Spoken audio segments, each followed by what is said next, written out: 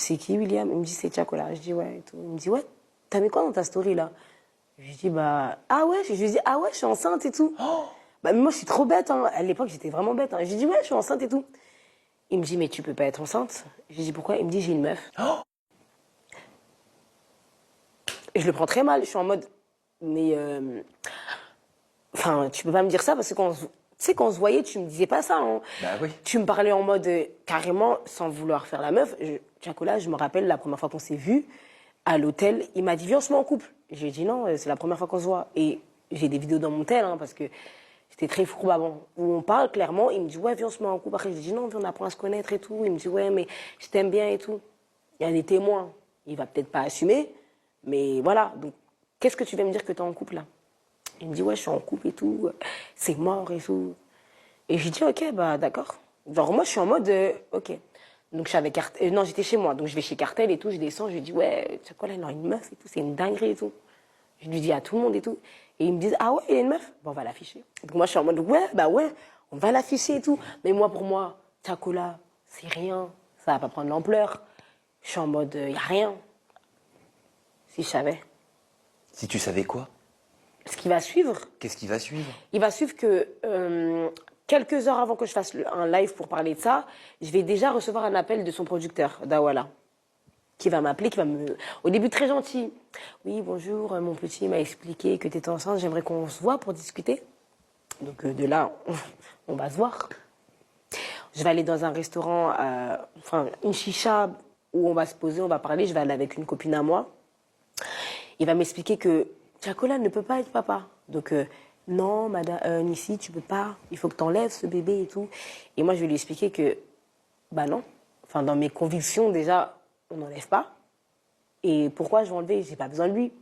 Oui, mais tu comprends, il vient de démarrer. Là, bientôt, il va faire le Zénith. Parce que quelques semaines après, il allait faire le Zénith. En gros, il me faisait comprendre que cette grossesse allait entacher son image. Donc de là, je suis en mode, ah ok, mais je prends pas plus au sérieux que ça. Donc les jours, ils passent et tout. Et donc moi et Chakola, on s'est encore sur les réseaux, hein. On se parle pas. Je l'ai sur Snap, on l'a sur Insta. On se parle pas. Je regarde sa story, il regarde ma story, on se parle pas et tout. Puis un jour, comme ça, je lui envoie un message et tout, je lui dis, t'es là et tout. C'était un soir, j'étais chez Cartel. Je lui dis, t'es là? Il me dit, oui. Je lui dis, ah mais j'ai pas besoin de toi, hein, tu sais, pour la grossesse. Hein. Tu sais, en vrai, je m'en fous. Et il est très gentil en fait. Il me dit, il était pas méchant. Vraiment, c'est pas un garçon méchant. Je peux tout dire sur lui, mais il est pas méchant.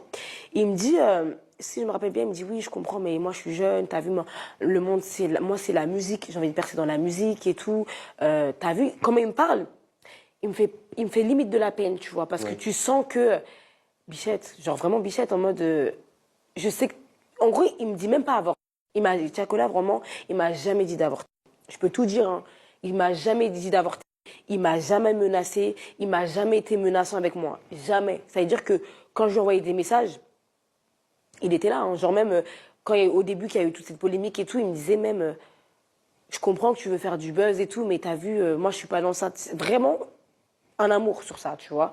Mais son manager, lui, par contre, c'était pas un amour. Il t'a dit quoi, son manager? Au début, son manager, il était gentil. Une fois, deux fois, trois fois, on s'est vu, il était gentil. La troisième fois, ça commençait à chauffer parce qu'il voyait que je me foutais de sa gueule et que je le faisais tourner en rond. Donc il me... Que tu comptais le garder? Je comptais le garder, moi, clairement, parce que je m'en foutais. Moi, je voulais juste un bébé, en fait, de base. À l'époque, mon fils est décédé, ma fille... Enfin, moi, c'était ça, en fait. J'avais rien à voir avec tout ça. Donc de là, ça va se compliquer. Je vais lui faire croire que je vais avorter, que pour avorter, il faut de l'argent. Et je vais lui inventer une somme. Je lui ai dit, ouais, pour avorter, c'est 1800 €. Mais j'invente. Genre, je comptais même pas avorter.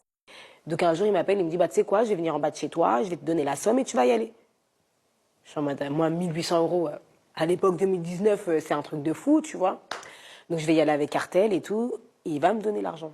Il va me donner cette enveloppe. Donc il te donne les 1800 € en espèces? Oui, en espèces. Hein. Et mais moi, de là, qu'est-ce que je vais faire avec l'argent? Je vais m'acheter une perruque. Je vais à l'hôtel, on va au spa, on s'achète des vêtements et tout et tout. Et là, nous, on lance un live encore, on se foutant de sa gueule. Ouais, on a eu de l'argent et tout, mais on va pas avoir tout. Je vais recevoir un message. Tu vois, le vocal que j'ai reçu là, j'ai très vite compris. C'est-à-dire? Il va me faire comprendre que tu t'es foutu de ma gueule, tu n'aurais pas dû. Quelques jours après, ma porte a été cassée. Je dis pas que c'est lui, hein, mais bon, j'ai commencé à comprendre que là, ma vie était un peu en jeu quand même. Et tu as avorté. J'ai avorté. Tu l'as vécu comment? Je l'ai très mal vécu parce que j'ai avorté déjà dans des conditions. Et Dans quelles conditions? bah, j'en ai parlé à personne sauf à une amie. Et j'étais toute seule. Et je pouvais pas le dire à quelqu'un et que je pouvais pas le dire à ma mère et que je pouvais rien dire. Donc ça a été très très dur et je voulais pas de base. Mais j'ai été harcelée avant d'avoir ça. Il y a eu des laps de temps là, je te le raconte, c'est en cours, mais ça se passe quand même sur plusieurs, tu vois. Il y a eu plusieurs lives, il y a eu plusieurs trucs. Je l'ai rencontré plusieurs fois avant qu'il me, mais je l'ai très très mal vécu, très très mal vécu et même jusqu'à aujourd'hui, ça m'en parle encore. Genre quand j'ai eu ma fille, on m'a dit c'est Tiakola le père. Bah non.